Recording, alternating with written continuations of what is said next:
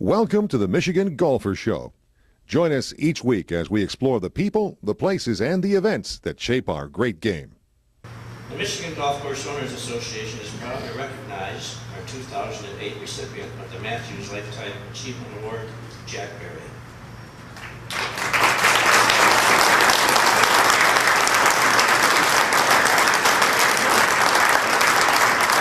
Jack is a renowned sports writer who honed his ability reporting sports in the Detroit area.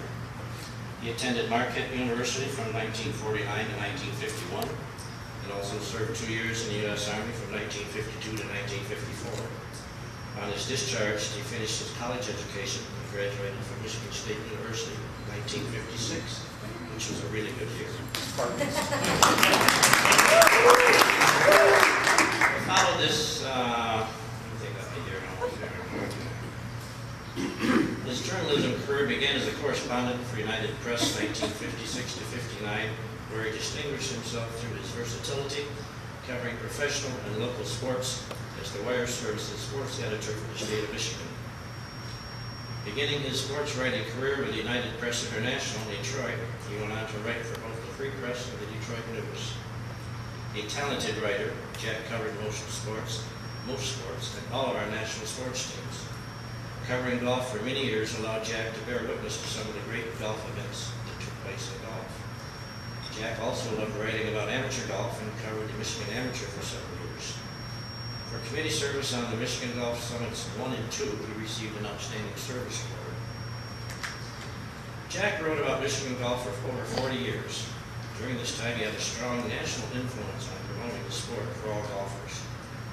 He served for more than 10 years on the board of directors of the National Golf Writers Association of America. 2 years in the 80s as president, 8 years in the 90s as secretary-treasurer. As president in 1984, he successfully intervened with Augusta National Golf Club chairman, Lord Hardin, to lift the ban on female reporters in the Masters locker room. I did not know.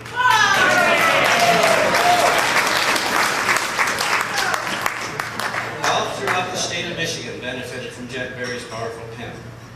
He advanced the promotion of golf in our state by writing The Guide to Michigan Golf, first published in 1991 and updated in 1993.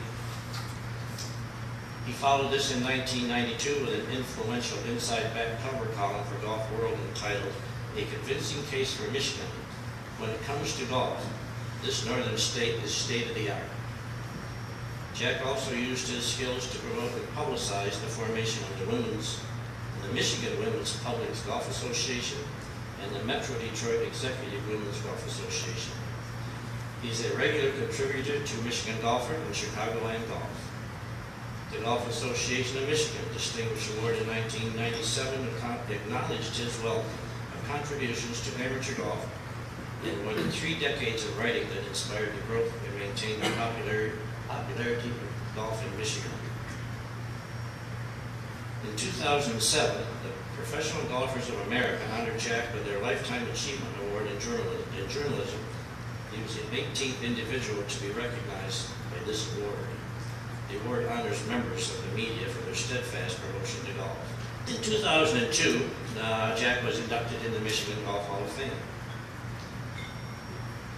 Since retiring, he freelances for the national and local golf publications. Locally, he serves as the Golf Writers Association of America's representative at Michigan State University, interviewing journalism students as prospective scholarship students. His writings, when you read his articles, his writings left you with the feeling that he truly cared about what he wrote, and I believe that he did. Jack Berry, 5 decades of reporting golf. The Michigan Golf Course Owners Association recognizes you with the Matthews Lifetime Achievement Award.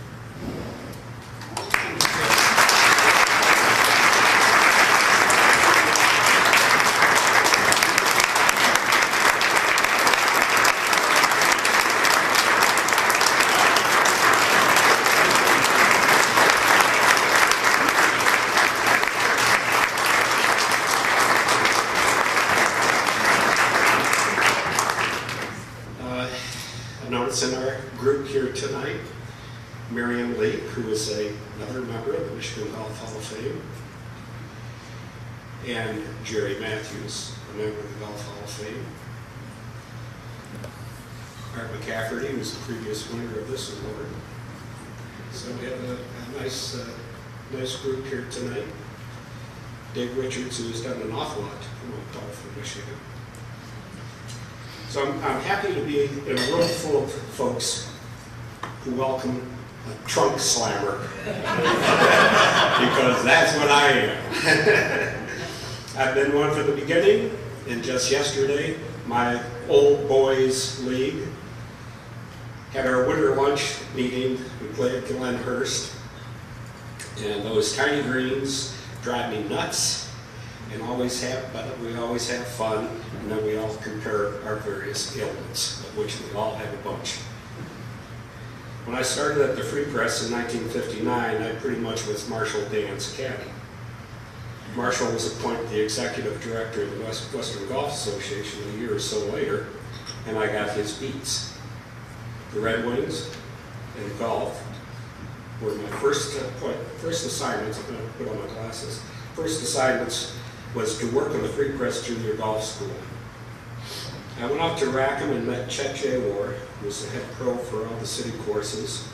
And the junior golf school was a very successful summer tradition. I think some of you know our premier graduates. I saw one tonight. Janita Jacobs is here, I believe. And she stayed in Michigan and been a big force in golf in the state and promoting it. And Joyce Kazmierski, who went to the LPGA, played on the tour, was elected president of the LPGA during her career.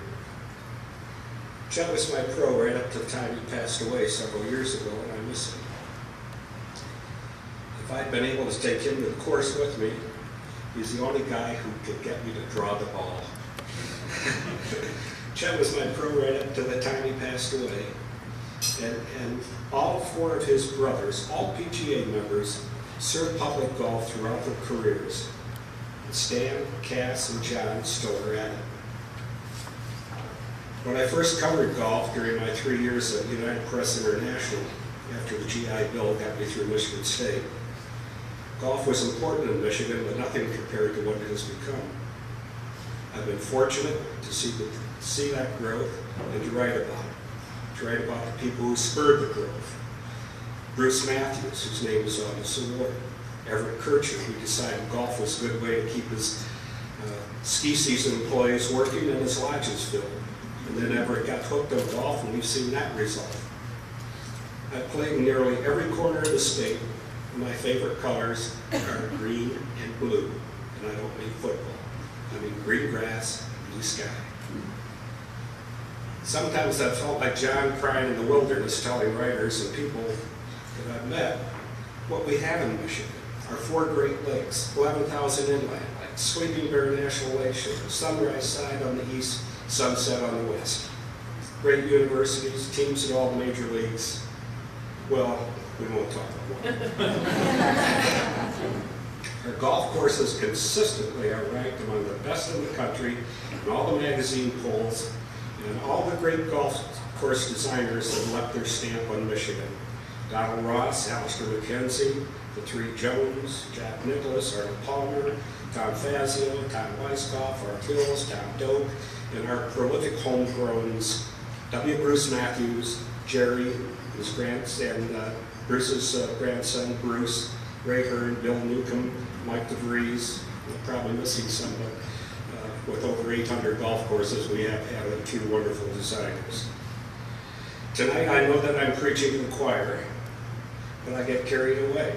This is a great state, and I'm so fortunate to have worked during a time when both the newspaper industry and the car business were going full blast. Thank you very much for putting me in the lineup. This started with W. Bruce, a real Johnny Appleseed of Michigan golf. Thanks very much.